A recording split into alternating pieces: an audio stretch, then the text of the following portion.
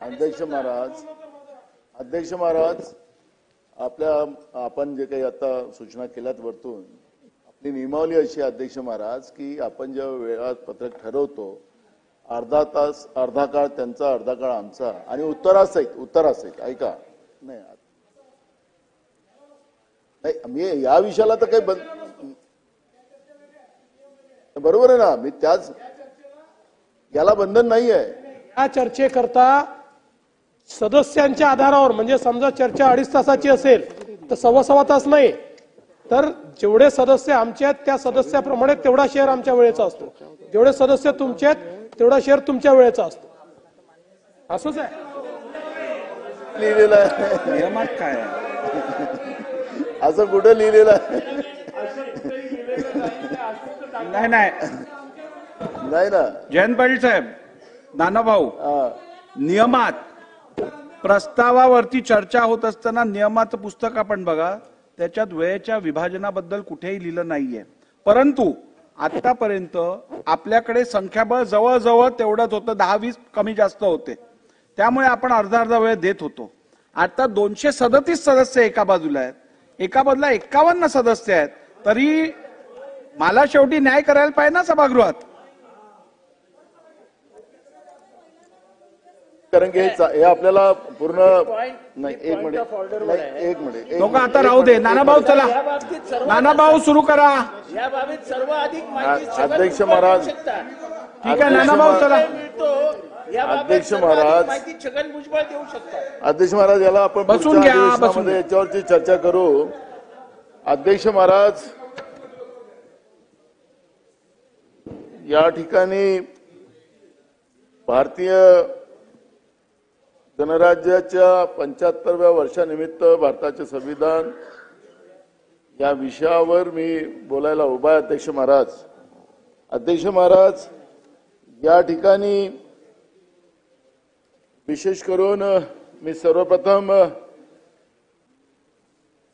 भारताच्या संविधानाचं त्या समोर नतमस्तक होऊन आणि परमपूज्य डॉक्टर बाबासाहेब आंबेडकरांनी 2 वर्ष 11 महिने 18 दिवसाच्या चर्चेनंतर संविधानाचा मसुदा तयार करून जवळपास 165 बैठका आणि 11 अधिवेशने याच्यामध्ये घेऊन हे जगातलं सर्वात उत्तम संविधान आपल्या देशाला दिलं आणि म्हणून मी परमपूज्य डॉक्टर बाबासाहेब आंबेडकरांनाही कोटी कोटी अभिवादन करून या ठिकाणी विशेष करून मी आता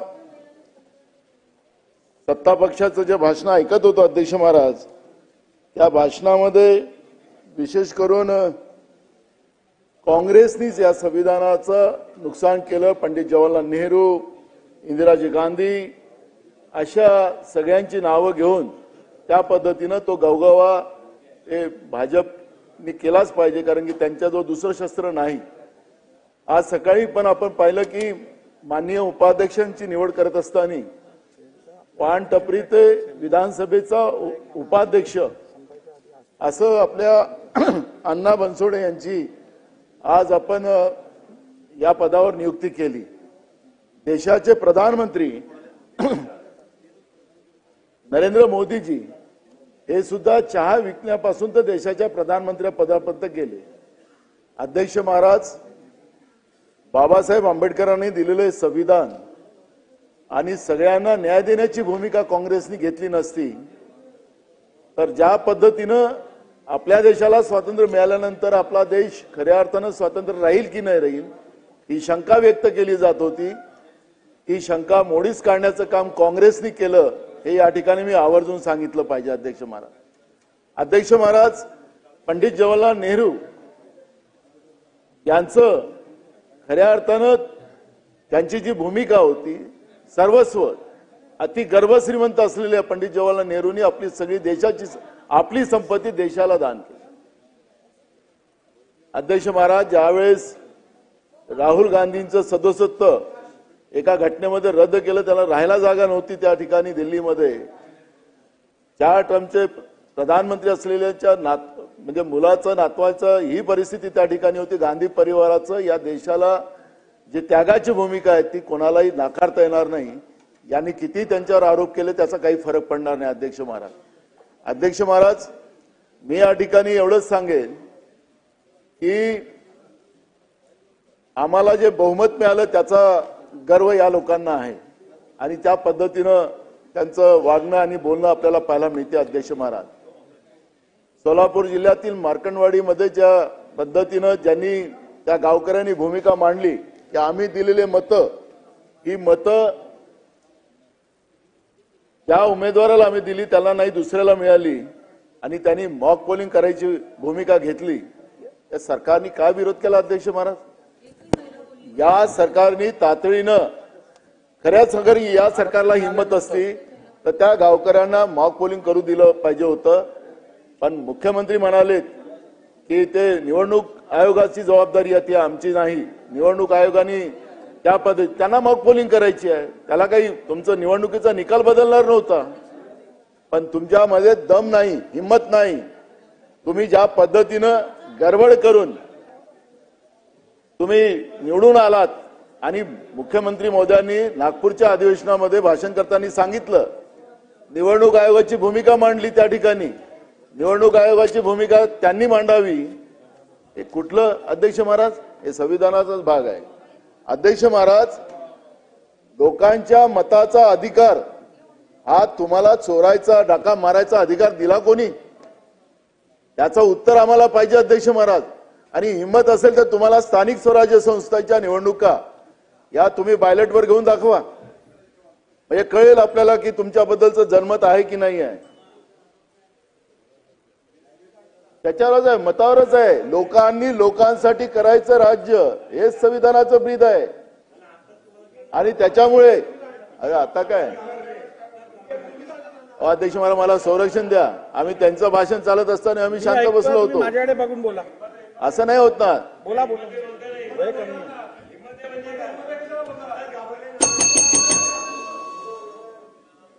बोला आपण. अध्यक्ष महाराज, आणि म्हणून या सरकारने स्थानिक स्वराज्य संस्थेच्या निवडणुका घेतल्या पाहिजेत. कोर्टात आहे तर तुम्हीच मुख्यमंत्र्यांनी सांगितलं होतं माझ्याकडे बघून बोला. विरोधी पक्ष नेते असताना त्यांनी सांगितलं होतं की मी मला संधी द्या, 24 तासात आणतो मी आरक्षण, 24 तासात आरक्षण आणतो म्हणून सांगितलं होतं. आता झाले किती वर्ष तुम्हाला? आणि म्हणून अध्यक्ष महाराज, ज्या पद्धतीनं या देशाच्या संविधानाला आपण पाहिलं अध्यक्ष महाराज, मगाशी सांगत होते त्यांचे सदस्य की संविधान कोणी संपवू शकत नाही.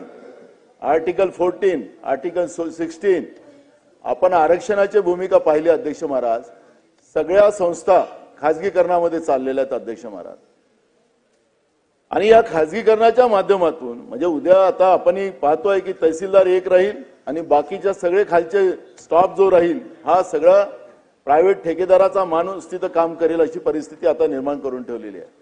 अध्यक्ष महाराज, आरक्षण जे शैक्षणिक आरक्षण होतं, जे नोकऱ्यातलं आरक्षण होतं, ते सरकार संपवते. अध्यक्ष महाराज, मग आरक्षणाच्या व्यवस्था संपल्यात आणि जो शेवटचा माणूस आहे त्या शेवटच्या माणसाला न्याय मिळाला नाही तर मग आरक्षण कुठे, म्हणजे संविधान कुठे सुरक्षित आहे?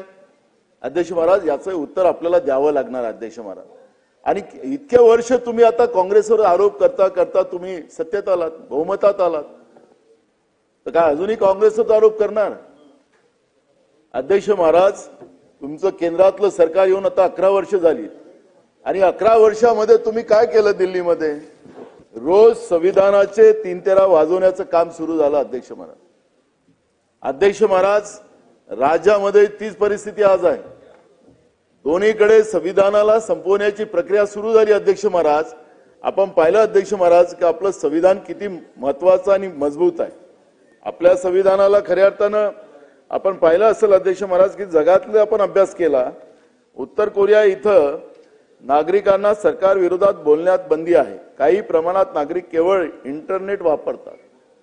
आज आपल्या देशात तीच अवस्था आहे. अध्यक्ष महाराज, जो कोणी सरकारच्या विरोधात बोलला, व्यक्ती स्वातंत्र्य काय राहिलं आता? अध्यक्ष महाराज, जो कोणी बोलला त्याला ईडी लावून टाका, त्याच्या मागे सीबीआय लावून टाका.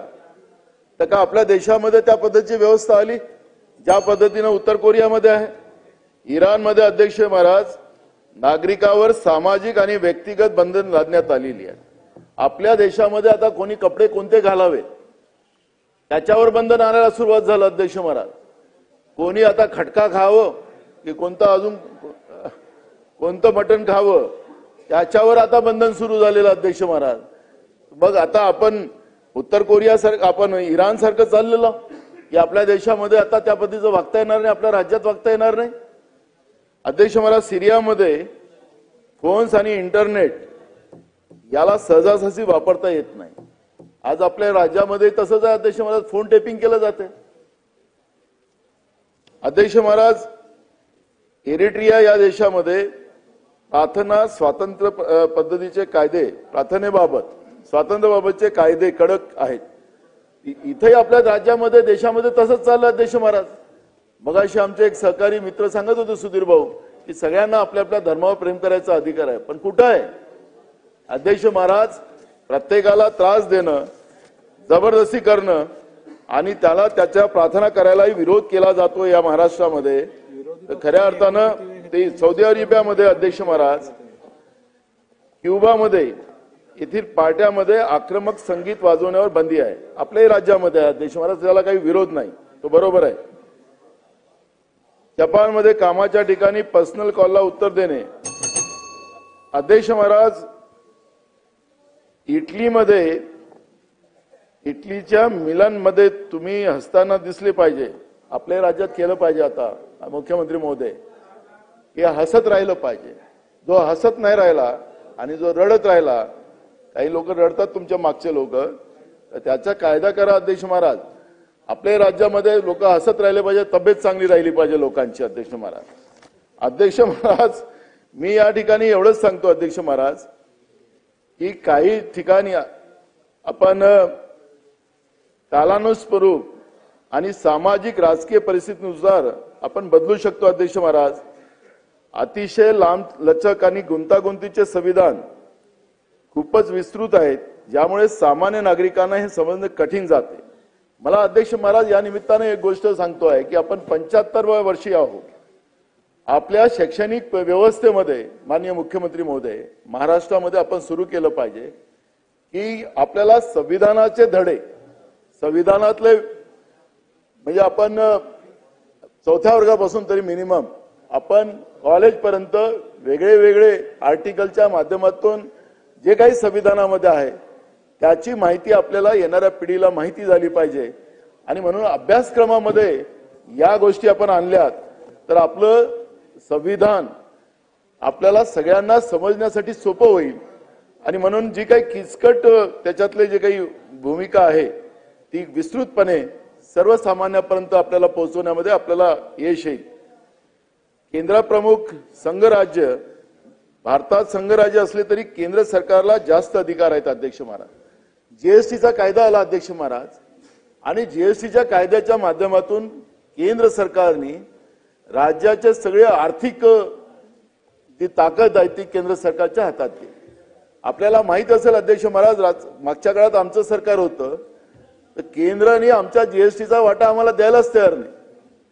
जे राज्य समजा विरोधात असतील त्याचा वाटा केंद्र सरकारने द्यायचा नाही, अशा पद्धतीची जेव्हा भूमिका होते तर संघराज्याची जी भाषा आहे ती या संविधानातली ती त्या ठिकाणी अडचण निर्माण होते अध्यक्ष महाराज.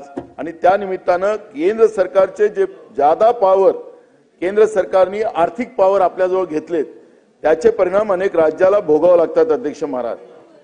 आपण पाहिलं असेल अध्यक्ष महाराज की मागच्या 2019 मध्ये आपल्या महाराष्ट्रामध्ये विधानसभेच्या निवडणुकीच्या काळामध्ये अध्यक्ष महाराज राष्ट्रपती राजवट लावण्यात आली अध्यक्ष महाराज. आणि जेव्हा राष्ट्रपती राजवट लावण्यात आली तर त्या आपल्याला लक्षात असेल मुख्यमंत्री महोदय, पहाटे 4 वाजता राष्ट्रपती राजवट संपली. आणि राष्ट्रपती राजवट त्यावेळेस राष्ट्रपती महोदयांच्या कार्यालयातून अशी माहिती आली की आम्हाला माहीतच नाही, कॅबिनेट केव्हा झालं तेही माहिती नाही. आणि पहाटेला जाऊन आपण शपथविधी घेतला. आपण दुसऱ्यांदा मुख्यमंत्री त्यावेळेस झाला आणि आपले अजितदादा उपमुख्यमंत्री झाले.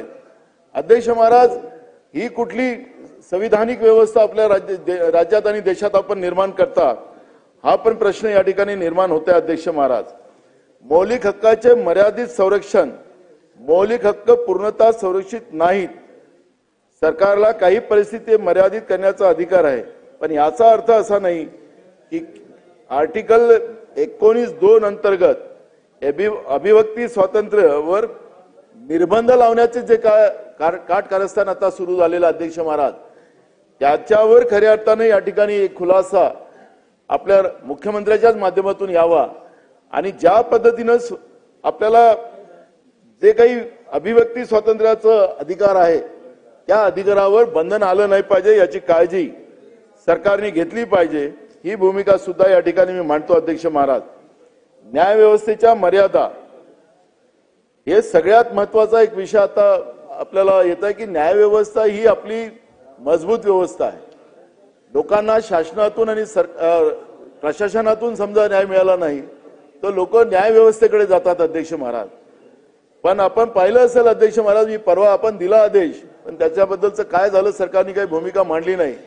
पुण्याच्या न्यायालयामध्ये काय चाललं अध्यक्ष महाराज?